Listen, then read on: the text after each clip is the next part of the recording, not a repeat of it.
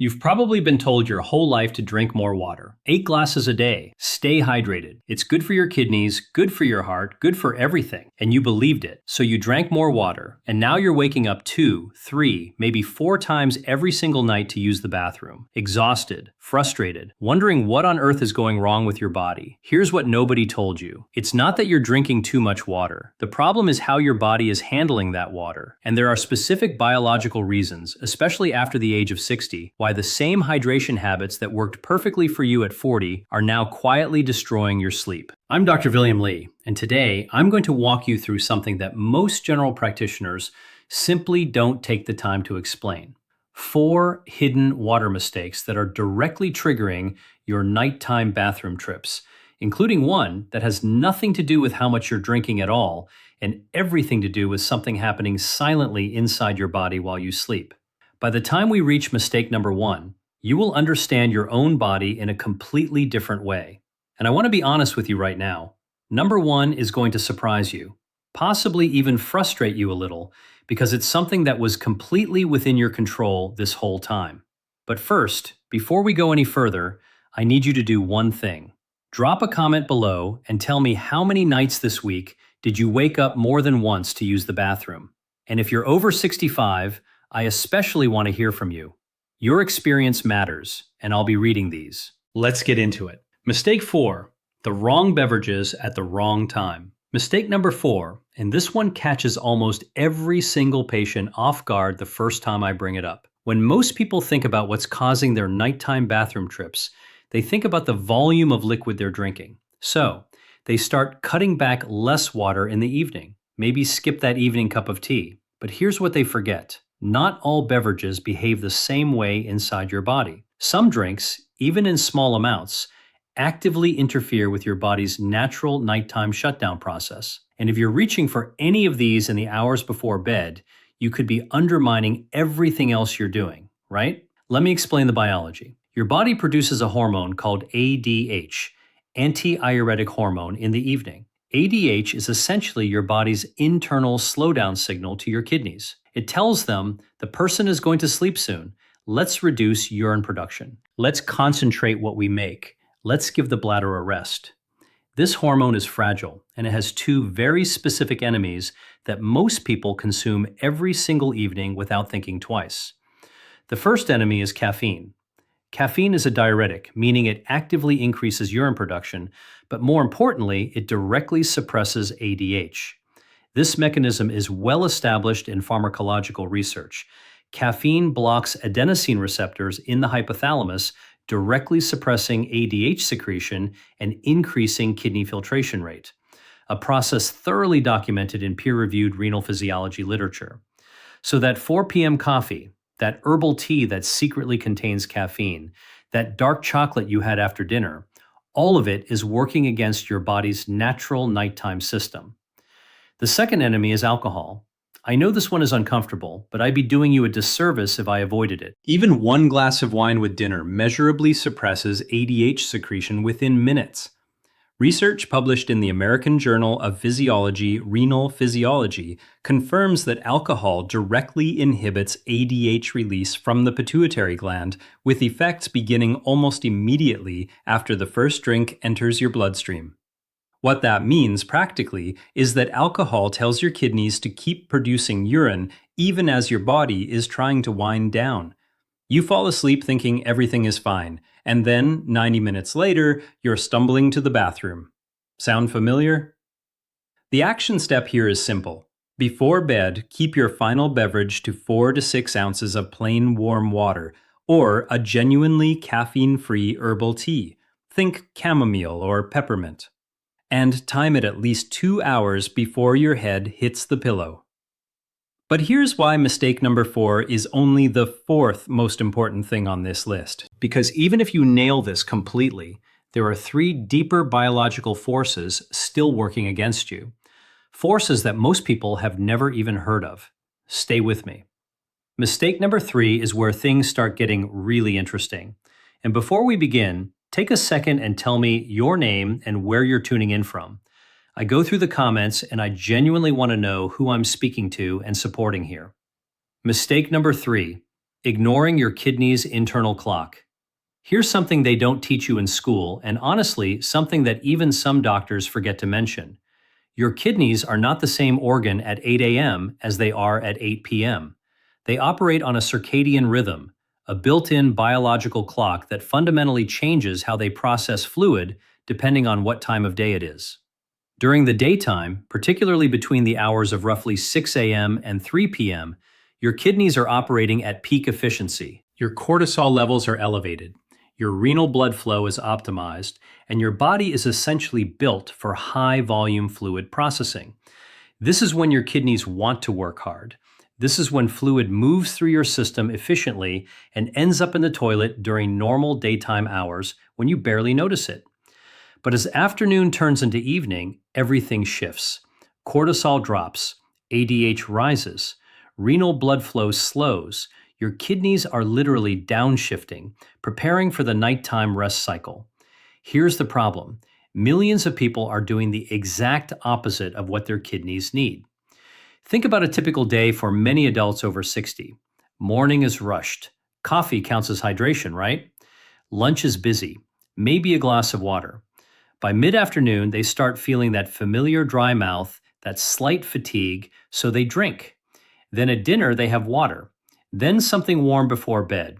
Then maybe a glass of water because they read somewhere that you should stay hydrated before sleep. They've essentially taken most of their daily fluid intake and delivered it right into the window when their kidneys are trying to slow down. The International Continence Society, the leading global body in urology research, identifies evening fluid restriction and front-loaded hydration as the single most effective first-line behavioral intervention for nocura, ahead of medication in most cases. Their clinical guidelines, updated by Hashim and colleagues and widely published in peer-reviewed urology journals, make clear that timing matters as much as total volume. And when you look at why, the biology is unambiguous.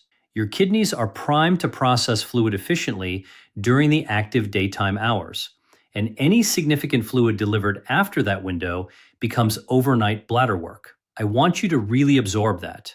Not less water, just earlier water. I had a patient, I'll call her Margaret, a 72-year-old retired nurse from Georgia. She came to me convinced she had a serious bladder condition. She was waking up 3 times a night, sometimes 4. She was meticulous about her health. She exercised, ate well, took her medications properly, but her hydration pattern was what I call a back-heavy pattern. Almost nothing in the morning, moderate at lunch, and then significant fluid intake from 5 p.m. onward because that was when she finally relaxed and sat down for the day. We kept her total daily water intake exactly the same, around 2 liters, but moved 65% of it to the morning and early afternoon. We put her fluid cutoff at 7:30 p.m. Within 4 weeks, she went from 3 or 4 nighttime voids to 1, sometimes 0. She told me, "I've been a nurse my whole life and nobody ever told me this." For those of you over 65, this matters even more. Research published in Advances in Chronic Kidney Disease has confirmed that the circadian rhythm of kidney function weakens with age. Specifically, the normal pattern of nighttime ADH secretion that suppresses urine production during sleep becomes disrupted in older adults. The drop-off in nighttime urine production that younger adults experience, older adults experience it less dramatically, meaning your body's built-in protection against nighttime bathroom trips is genuinely less robust at 70 than it was at 40. And that makes your behavioral timing of hydration even more powerful as a compensating strategy. Your practical takeaway: get a large glass of water on your nightstand, but for the morning, not the night. Before coffee, before anything, drink it. Then aim for consistent sipping throughout the morning. And set a 2 p.m. checkpoint to ask yourself, have I had most of my water today? If not, now is the time. After 5 p.m., you're in taper mode. But even if you do this perfectly, there's a deeper issue that may still be driving your nighttime trips. And it's one that is almost never talked about in mainstream health content. Mistake number 2 is coming up. And when you understand this, the piece of the puzzle that's been missing will click into place. If you're still here with me and finding this helpful, take a moment to type 2 in the comments.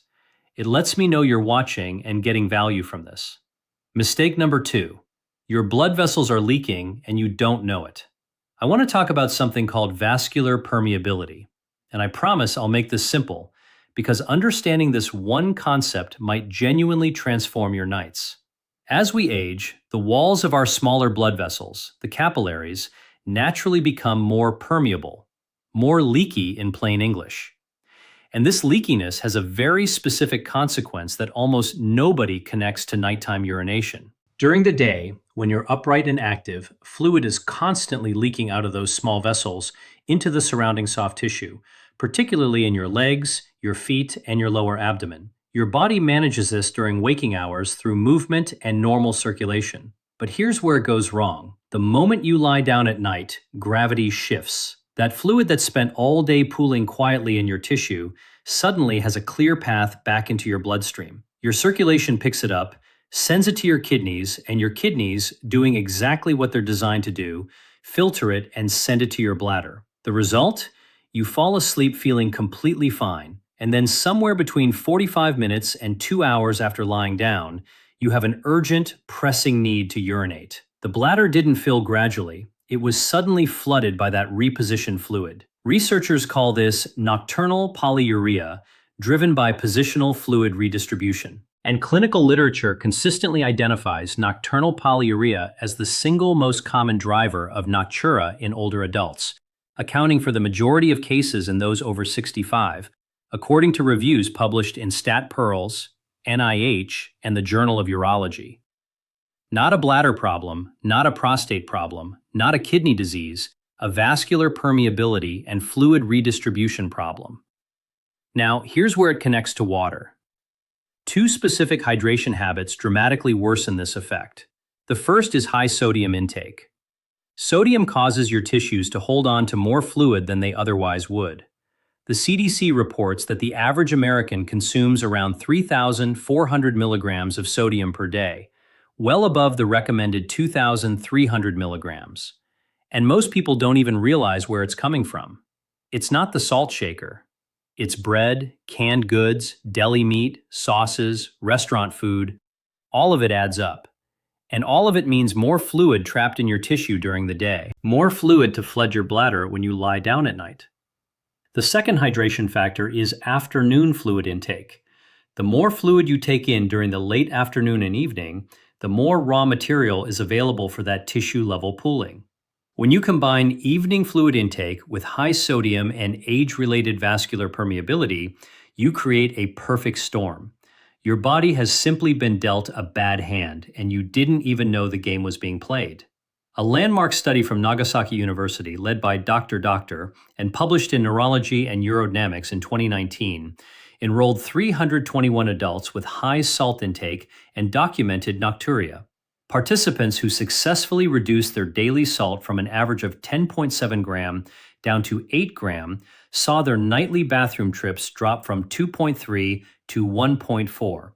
That's nearly a 40% reduction from one dietary change alone. A complementary 2020 study by Yoshiyawa and colleagues, also published in Neurology and Urodynamics, confirmed the biological chain directly. Higher daily salt intake correlated significantly with greater leg edema at 5 p.m. and higher nocturnal urine volume overnight, providing the mechanistic evidence for why both sodium reduction and leg elevation reinforce each other. Here is what you do. Starting today, spend 1 week becoming a label reader. Pay attention to sodium in your bread, your sauces, your canned products. Aim to get your daily sodium below 2,300 millimeter. If you can get to 1,800 madness, even better. And here's a bonus strategy that I call the afternoon drain. Somewhere between 3 and 5 p.m. before your evening fluid cutoff kicks in, lie down on your couch or your bed with a pillow under your calves for 20 to 30 minutes. Elevate your legs above the level of your heart. This allows your circulatory system to pull that pulled tissue fluid back into your bloodstream while you're still awake, so your kidneys and bladder can process it during waking hours instead of at 2 a.m. It sounds almost too simple, but the physiology is ironclad, and the patient results are remarkable. I had a patient, I'll call him Harold, a 78-year-old retired contractor from Tennessee. He tried medication for nocturia for over a year with modest results. When I did a 24-hour urine collection, his nocturnal urine output was 71% of his total daily volume. For context, normal is closer to 30 to 35%. His body was essentially holding fluid all day and releasing it entirely at night. We addressed his sodium. He was averaging over 4,200 milers daily, mostly from restaurant meals and canned soups. We added the afternoon leg elevation, and we adjusted his fluid timing. Within 8 weeks, his nocturnal output dropped to 48% of his total. His nightly bathroom trips went from 4 to 1 or 2. His wife told me it saved their marriage. That's not an exaggeration. Sleep deprivation erodes everything. But as significant as mistake number 2 is, and it is extremely significant, there is one more layer, one more mistake that sits underneath all of this. And it's the one that most people have never even considered. Mistake number 1 is not about what you drink. It's not exactly about when you drink. It's about what type of hydration your body can actually use, and why most of the water you drink might be passing right through you without doing what you think it's doing. Don't go anywhere. If you're still here with me and finding this helpful, take a moment to type 1 in the comments. It lets me know you're watching and getting value from this. Mistake number 1, the quality of hydration, the one nobody talks about. All right, here we are. Mistake number 1, and I want to be genuinely honest with you. This is the concept that in my years of practice has produced the most dramatic overnight improvements in patients who had tried everything else and were still struggling. And it starts with a question that sounds deceptively simple. When you drink water, does your body actually retain it?